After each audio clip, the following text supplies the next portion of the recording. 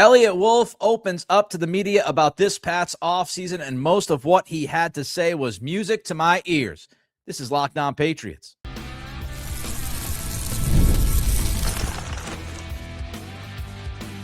You are Locked On Patriots, your daily New England Patriots podcast. Part of the Locked On Podcast Network, your team every day. What's happening? I am your host, Nick Cattles, born and raised in New England, been covering this team for the past 16 years. Also, as many of you know, the co-host of the Greg Bedard Patriots podcast with Nick Cattles and a sports radio veteran. Welcome to Locked On Patriots, part of the Locked On Podcast Network, now the #1 sports podcast network, your team every day. On today's show, the Pats know they need to get better and sound prepared to do whatever it takes to do so. In the second segment, we'll have the latest on the futures of Christian Gonzalez, Christian Barmore, and one of the Pats' most important free agents. But first, Eliot Wolf opens up on the offense. There are lots of questions about the offense after the postseason we just witnessed. We don't have to talk through it anymore. We know what happened. And Eliot Wolf on Tuesday, to reporters and to Todd McShay on Todd McShay's podcast on Netflix, Wolf seemingly was transparent about an awful lot. Let's start where everybody wants to start, the offensive line. Morgan Moses, we wondered, would Morgan Moses decide to hang them up? He's going to be 35 years old. He played in every single game in 2025, which is a testament to his toughness and his mentality, his approach about the game. Well, Wolf told the media that Moses is expected to return in 2026. So your starting right tackle in 25 should be expected to be your starting right tackle in 26. And to me, this is great news. Now, Moses did not have a very good Super Bowl, but who did on the offensive side? The reason why I think this is great news is that when you look at all these analytics and stats and you watch the film, Morgan Moses was good, if not very good this year. Pro Football Focus had him ranked as the 20th overall offensive tackle. We're talking both right side and left side. He was ranked 20th in the entire NFL. That's Pro Football Focus. When you look at ESPN's pass block win rate, run block win rate, when you look at those analytics, Morgan Moses was the 7th best tackle in football in run block win rate. He was excellent in the run game, and he was pretty darn good in pass protection. And of course, you get the added bonus of his leadership. He oozes leadership. Great news, Moses returning. How about Will Campbell? We've talked about Will Campbell. I'm sure you've talked about Will Campbell. Now Eliot Wolf had a chance to talk about Will Campbell. And this is not breaking news, but Will Campbell is not moving to guard. Wolf to the Todd McShay podcast, quote, "We're not moving him to guard. He's a young guy who had a tremendous season. 3 of his 4 worst games came in the postseason," unquote. I agree with that general assessment of Campbell's play in 2025. I thought overall, until you got to the playoffs after the injury, I thought on balance he had a good season. And in spots, he looked really good. Now, yes, other times he struggled against some of the best pass rushers in football like Myles Garrett. But overall, nobody was complaining about Will Campbell before his MCL injury. So I agree with Wolf on Campbell. 3 of his 4 worst games were in the postseason. Now, as far as the injury goes, when Wolf was at the podium speaking to the media, he said, I personally did not see the same level of lower body strength that you saw before the injury. I should add, Mike Reese is reporting that there's no surgery needed for Campbell's knee, and that should be expected given that it's an MCL. Usually don't have surgery for an MCL. But according to Wolf, he said, yes, there was a difference. Campbell pre-injury, Campbell post-injury. He said, quote, "I think the film would attest to that," unquote. Some might disagree with that. That is Wolf's evaluation. I'm not an expert on offensive line play. I know when a guy does a good job of pass protecting. I know, when a guy does a pretty good job of run blocking. I'm not going to break down technique and hand placement and anchoring and all of that. It's not my expertise. I will tell you that Eliot Wolf is not the only person on the planet with experience in scouting or experience in football that feels like the injury impacted Campbell's postseason play. There have been multiple former offensive linemen who have posted on social media that they agree that the injury impacted Campbell negatively. Now we talk about the length concerns. The length concerns still do not bother Eliot Wolf. He's not bothered by Campbell's length. He said at the podium that Campbell has a set of skills that enable him to play with that arm length, really quick out of his stance, technically sound. He's adding more and more different pass sets. He's 22 years old, and we expect some improvement. I think it's too early. I've said this, I'll say it again. I agree with Wolf. I think it's too early to give up on Campbell because he struggled against elite defenses, top-tier pass rushers, while dealing with an injury after playing a ton of football and only being 22 years old. Benefit of the doubt. Going to roll with him in 2026 and hope that he does better. Now, as far as Rasheed Walker, we talked about this on Tuesday's episode. The idea of the Patriots being interested in Rasheed Walker from the Green Bay Packers, Wolf shot that down. But he did admit that the Patriots need offensive tackle depth. Quote, Venarian Lowe's a free agent. Thayer Munford is a free agent. Morgan is 35 years old, and, he played awesome this year, but he's 35 years old, so tackle would be a need for our team. It's not if they need tackle depth. It's how they're going to get it and how much they're willing to invest into that position. Do you use a first-round pick on a right tackle if that person is not going to start for you in 2026? Now, what stuck with me about the offensive line most of all was how Eliot Wolf handled questions regarding Jared Wilson's position versus Will Campbell questions. Again, Wolf came out and said, we're not moving Campbell to guard. But when he was asked about Jared Wilson, he told local reporters, quote, there's openness to everything with him. He had never played guard before. He had good moments and bad moments, but he certainly has the physical ability to play there. And he's also got the intelligence and the vocal ability to play center. So I think those are conversations that we're still having. That is not an emphatic stance. It is not defiant. It is not strong. Eliot Wolf did not go out there today speaking with the media and had plenty of opportunities to do so. He did not go out there and say, well, we're going to keep Wilson at left guard. We're not moving him to center. No, he's keeping it open-ended, which is good. Because as I've said, since the Super Bowl, I would move Jared Wilson to center, and I would have him compete against Garrett Bradbury. Let's talk about Stefan Diggs. The Patriots have about 2 weeks to make a Diggs decision when you look at the money, right? About middle of March, he gets guaranteed more money. He has a history of short stays with football teams. I would say that Wolf was non-committal on Diggs. Asked about the legal situation. He said, we'll just kind of see what comes of it. Asked if it was important for Diggs to return. He said, quote, Steph had a tremendous season. Again, the leadership that he showed was great. And these are conversations that we'll continue to have and weigh everything and talk about different things as we move forward, unquote. That is not saying we want Steph back. We're going to do everything we have to do to bring him back. It is in the best interests of our football team to have Stefon Diggs back. None of that. Keeping it fluid. Have to have these conversations. I think there's a number of reasons why Eliot Wolf answered the question the way he did. It's tough to commit to Diggs given the legal situation. You do want to see how that plays out. Part of it is financial because you have no idea what Stefon Diggs is going to ask for. You know that you have to restructure his contract because the cap number is not palatable. So what is Diggs going to look for? I'm not sure Wolf knows.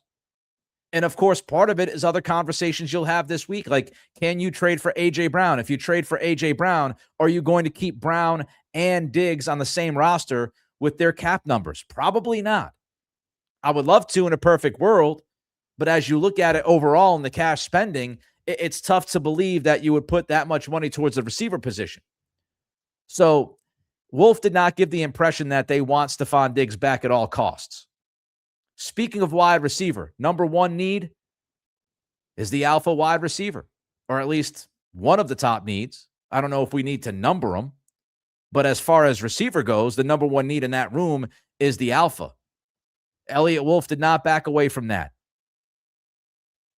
He was asked about the Patriots needing a number one wide receiver, he said, quote, yes, we are looking at the wide receiver position to try to improve depth. The more playmakers we have, the better we're going to be, unquote. Playmakers, playmakers, playmakers. Can't agree more with that sentiment. The more playmakers we have, the better we're going to be. The Patriots added playmakers last offseason. Kyle Williams, Travion Henderson. They did some work there, right? They need to do more work. And you hope that those guys develop and improve and continue to get better throughout 2026. So, yes, you need more playmakers. And the plan seems to be going out and adding to that wide receiver room with somebody who's bona fide. I don't think Eliot Wolf's talking about adding more, number 3 or 4 receivers or 5 receivers. But, of course, that's the plan. You now have to execute. Can they get the guy that they need?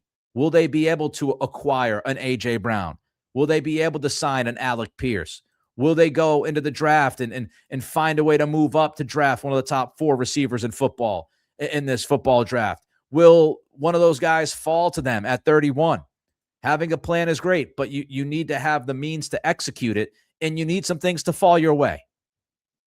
All right, Eliot Wolf sounds optimistic about Christian Gonzalez's future, but when it comes to Christian Barmore, it's a little bit more complicated. All that and more next. This is Locked On Patriots, part of the Locked On Podcast Network, your team every day.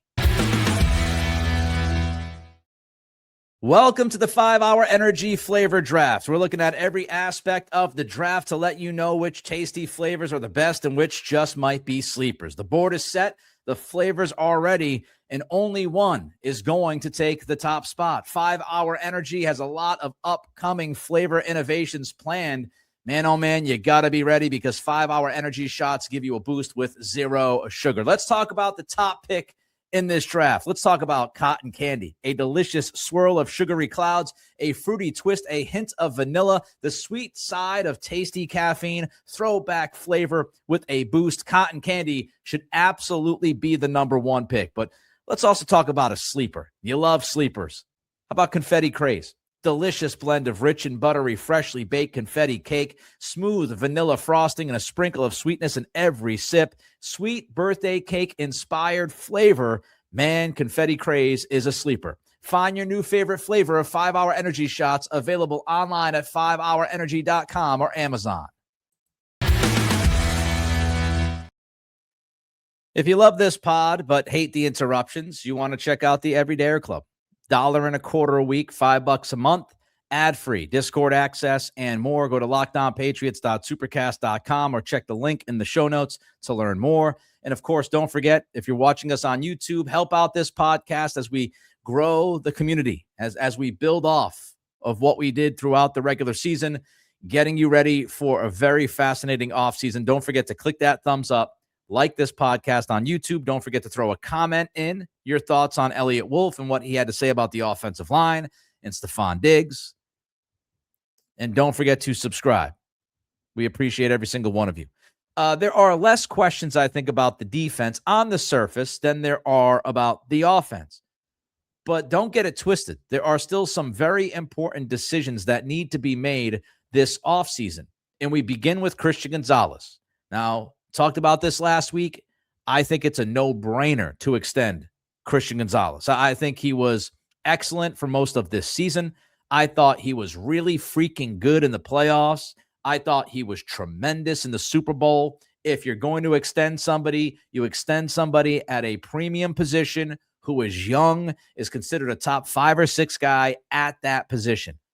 Gonzalez, check, chickity check. I think it's a no-brainer. What did Eliot Wolf have to say to the media? Well, he said, quote, this is from Phil Perry, Christian obviously was good before and made an even more significant jump this year. And he's someone that we want to work with in the future, obviously. We'll have those conversations at the appropriate time, unquote. Now, I know my buddy Greg Bedard did not love the at the appropriate time. I know some people on Twitter were tweeting at me saying, I didn't really love the answer regarding Christian Gonzalez. I had no problem with this. He says that obviously Christian was a good player before and made an even more significant jump this year. So A, he's telling you that the team appreciates Gonzalez's talent and they know he's really freaking good. 2, He said, quote, Gonzalez is someone that we want to work with in the future. Obviously. He added obviously. To me, that's like no-brainer territory. He's someone we want to work with in the future. He's somebody we want to have on the team in the future, obviously. Why would you think otherwise? That's what I took from that line. They know he's really good. They want him to be part of this future. This is more commitment than you heard about Jared Wilson moving to center, more commitment than you heard about Stefan Diggs. The final line about having conversations at the appropriate time, I believe the Patriots know how much money Gonzalez is going to ask for roughly. You just look at the top of the cornerback market. Now, Devin Witherspoon of Seattle, he's up for an extension as well. So the timing is going to be interesting because you have Devin Witherspoon looking for an extension and Gonzalez is looking for an extension. So who gets to that extension first? But I think overall you see commitment from Wolf in this answer. And I think, in my mind, the way that I look at this, and some might disagree, I know my buddy Greg does. We had a back and forth on the latest Greg Bedard Patriots podcast with Nick Cattles. Thank you. But, the pushback is, well, I want more urgency, and I want them to say, we're going to get something done. We're going to sit down with his reps this week. And, well, maybe the Patriots are looking at this and saying, we know what Gonzalez wants. We know roughly the ballpark we have to get to make him happy. We're going to get there. Let us work with other issues that need to be addressed right now. You don't need to address Christian Gonzalez immediately. You don't need to get Gonzalez done tomorrow. And by the way, nothing precludes the Patriots from getting a Gonzalez done deal, at the end of this week or next week. They can get a deal done at any point over the next couple of weeks, month, 2 months. Just because, Eliot Wolf says at the appropriate time we'll have those conversations. Maybe the appropriate time is post-combine. Maybe it's post-free agency. I don't know why you would have to have this extreme urgency to get done, with a Gonzalez contract before you do anything else. You have plenty of time. Now, if you start getting into camp and deep into the summer and there's nothing, that's when we might have a conversation. How about Christian Barmore? We've talked about the idea of him maybe being moved. The legal issues. He's going to get a nice chunk of guaranteed money soon. He also had issues in 2024. He also got benched for a first quarter by Vrabel this past season. Wolf said this about Christian Barmore, quote, Christian has grown up quite a bit. He's grown up quite a bit, which means he had a lot of growing up to do, right? And we continue to help him with that. So he's not fully developed yet as a man, according to Eliot Wolf. Christian Barmore has grown up quite a bit, and he still has at least some to go. He's continued to improve on the field. He had a little bit of a lull in the middle of the season there. He wasn't playing quite as well, but kicked it up again at the end and continues to be a key cog in there for us, unquote. Now, the lull in the middle of the season, I don't think coincidentally happened when Milton Williams was out. And I'm not saying that Christian Barmore is not a good football player. Barmore's a really good football player. But there's no doubt that Milton Williams' injury and his absence directly impacted Barmore's play negatively. It's also obvious from the beginning of that answer that Barmore has some maturity issues, and he has to continue to work on those. He's still a young man. I get it. But again, the question is, are you going to say he has to finally get it? And if he doesn't, then we're going to move on because we don't know if we can, fully trust this guy if he's fully with the program. When is that line? Where is that line? It kind of like listening to Eliot Wolf discuss Christian Barmore, it feels like a Mike Vrabel decision. It feels like a coach's decision. It feels like a staff decision. And of course, Mike Vrabel has the final say on everything. But it really feels like, hey, if Mike Vrabel thinks that he can handle Barmore, Barmore will stay in New England. If Vrabel feels like it might be slipping a little bit, see you later. That's what it feels like. Finally, as far as Jaylinn Hawkins goes, of course, unrestricted free agent. There's interest in bringing him back. Eliot Wolf said, quote, he's certainly someone that we'd welcome back. He talked about maybe, he has the right to be a free agent. So this be a situation where the safety market is not booming And it's not like Jaylinn Hawkins is an awesome safety. He's a good, solid safety. There are other safeties on the market. So I don't think you have to show an obscene amount of urgency to sign Jaylinn Hawkins to an extension. So this feels like we are pretty confident we can make the money work. But if we try to approach Hawkins on extending him right now, he might be asking for a little bit too much. So maybe we let the market develop a little bit, let Hawkins's agents speak to others at the combine this week, and then maybe we can kind of get back together and figure this out. As far as the safety position itself, I've brought up the idea of keeping Hawkins because he and Craig Woodson have a good relationship, went to Cal together. And it was interesting because Eliot Wolf talked about the traits that they look for in a safety. And he said being able to communicate, set the defense. Anyone that comes in has to be able to communicate and be smart. And that's why I love the idea of continuity, keeping Jaylinn Hawkins and Craig Woodson together as a combo on the back end. It makes a lot of sense to me. But it also has to make financial sense for the Patriots because, again, Hawkins is good, but he's not really a guy that you need to overpay for. Coming up, Wolf makes it clear that the Pats are not feeling fat and happy after their surprise run to the Super Bowl. This is Locked On Patriots, part of the Locked On Podcast Network, your team every day. As the new year gets going, a lot of people are trying to simplify their routines, and dinner is a big one. Between busy work days, cold winter nights, and packed schedules, having an easy, reliable dinner plan makes a huge difference. That's where Home Chef comes in. Home Chef takes the stress out of cooking by delivering fresh, pre-portioned ingredients right to your door with easy-to-follow recipes that actually taste great. They're rated #1 by users of other meal kits for quality, convenience, value, taste, and recipe ease. And it's easy to see why. Meals come ready to fit your schedule. 30-minute recipes, oven-ready trays, or quick lunches. For a limited time, Home Chef is offering my listeners 50% off your first box, free shipping, and free dessert for life. Just go to homechef.com, locked on. Save time, save money. That's homechef.com/locked on for 50% off your first box, free shipping, and free dessert for life. You must be an active subscriber to receive free dessert.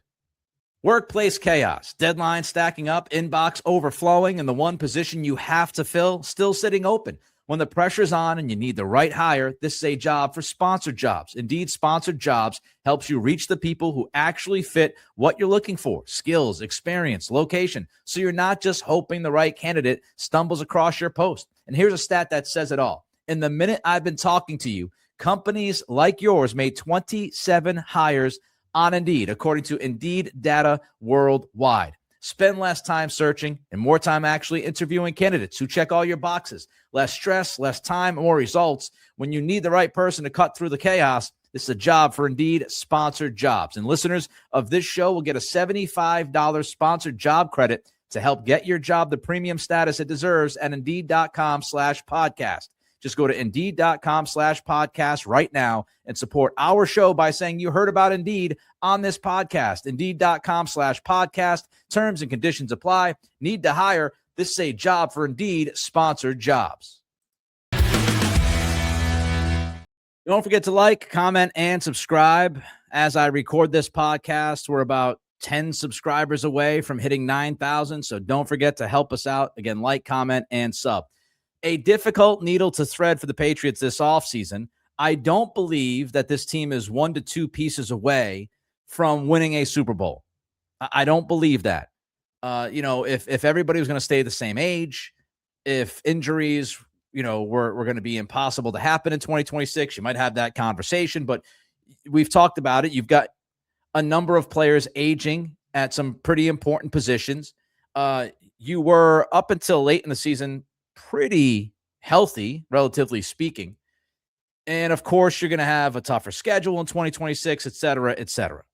I don't think you're 1 to 2 pieces away. But you also had the Super Bowl run, which I think sets expectations at a certain level, and it should. But, how do you deal with it? How much do you give up? How many assets do you give up to make a big move? I'm not sold on the idea that the Patriots have 2 gigantic moves in them this offseason. I could buy one significant move, from outside the organization. I could believe they'll trade for one of A.J. Brown or Max Crosby or somebody of that ilk. I don't think you'll see two of those type of deals. So it's really important to try to figure out how the Patriots are going to approach this thing. And it sounds like they're going to kind of approach it with a similar frame of mind as they had at the deadline, the trade deadline, which was, we're not there yet as far as a complete roster to be giving up a bunch of assets for older players. And Eliot Wolf, I thought, was pretty clear that this offseason is part of a process, and they're not looking at this as, we're just putting some finishing touches on the product. Eliot Wolf was asked about whether or not he views this as a rebuild this offseason. He said, I don't know I'd call it a rebuild. I think we have a nice core of players. We're all aware that we have more work to do. Now, when Wolf sat down with Todd McShay, as far as setting up Drake May for success, Wolf answered, quote, "We're still building. We'll always be building. Every roster is different. I think we're still at the point we're still trying to acquire as many good players as we can, Not saying we're trying to acquire a player or two that we need, as many good players as we can get, because we know we need multiple good players. We need a number of good players. And I think this is the right way to do it. Like, I love being realistic. And I think this is a realistic way to look at your roster, saying it was a great run, terrific, but we're not one or two pieces away. We need to continue to build this thing. We want a complete roster. We're still at the point of trying to acquire as many good players as we can. We have more work to do. Don't get fat and happy with what you did in 2025 and say, we got it all figured out. We're just going to go out and get one dude. We're good to go. I think that would be the wrong approach. Now, Wolf also talked about spending. From Phil Perry, quote, "Robert and Jonathan," talking about the Crafts, obviously, "have been nothing but supportive of whatever we wanted. Supportive of whatever we've wanted," to say it a little bit more cleanly for you, to try to improve the team. I think myself and Coach Vrabel being sort of stewards of that and understanding what's important. We haven't been told no very often, if at all. We're excited to have their support and be able to try to build this thing, continue to try to build this thing, unquote.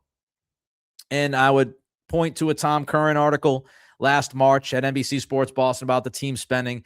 The team has spent cash. The team has spent money, especially recently. Last 4 or 5 years, pretty good job of spending money. And we're not even talking about the coaching staff, but if you want to throw that in, you could. Now, finding a balance between being aggressive and being reckless is what I think the Pats need to do this offseason. I've said that a number of times. I'll continue to pound that point throughout this offseason. Aggressive but not reckless. And that means you can't be afraid to make a deal. And that includes trading your first-round pick. Wolf on dealing number 31, according to Doug Kyde, said, quote, "We're open to anything. If we think it's going to help the team, both in the short and long term, then it's something we'll look at," unquote. Now, that's the key part of this. Both short and long term. So A.J. Brown, do the Patriots, for example, think A.J. Brown can help them for the next 3 or 4 years? Or do they look at A.J. Brown as a stopgap, a bridge guy, 1 or 2 years? If it's the latter, I don't think they're going to make a deal for A.J. Brown. If they look at Max Crosby and they say Max Crosby has like a year or two left of really good football, I don't think they make that move. I think they would be willing to deal their number 1 pick this year. They'd be willing to move that pick if they brought a player back that could help them for a wider window, 4 or 5 years versus, 1 or 2 or 2 or 3. And I think that's the right way to look at it. I think Max Crosby has 3 or 4 good years left at least. I think A.J. Brown has, I'd say 3 good years left. Eliot Wolf is also aware that they need more pass rush. By the way, Harold Landry is expected back in 2026. That's good news. If you get the Landry from the first month or so before the injury this past year, that's really good news. But I still think he can be a piece. I've talked about this prior podcasts. I don't see Landry getting cut. I don't see him getting traded. I think he's a valuable piece to the puzzle. I don't know if he's going to play, 80% of the snaps, 70. I think he can help you, though. He's good against the run. He does have pass rush juice left in those legs. If those legs can stay healthy, that's the biggest question. He needs to stay healthy. I did think it was pretty telling that Wolf was talking about the pass rush and mentioned the interior. Some people in football think the interior is more important than the exterior. And he specifically brought up Khyiris Tonga and Corey Durden, which I think tells you that as far as Eliot Wolf goes, he's really high on those two guys. He thinks those guys will be impact players. Now, of course, Khyiris Tonga is a free agent. You got to get that done. But mentioning those two names, that seems noteworthy to me.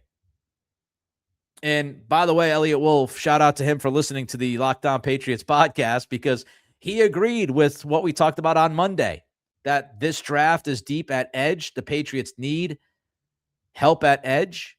He said, I think it's, quote, I think it's fairly deep class at that position. Obviously an area of need for our team. I think it matches up nicely, unquote. Yes. And I pretty much feel like it's a guarantee they're going to draft at least one edge player, and probably draft an edge out of the first, second, maybe third, but probably one of your first two picks. All right, that wraps up this edition of Locked On Patriots. Thank you for making us your first listen, for being an everydayer. Reach out to me on Twitter at Nick C Radio. Don't forget to throw a comment in on the YouTube channel. Hit that like button and subscribe. And if you're looking for a gift for someone, make it easy. Check out the Everydayer Club, ad-free episodes of this show, exclusive Discord server access, and more. $5 a month. Subs can be gifted through LockedOnPatriots.supercast.com. Have a great day, and we'll see you tomorrow.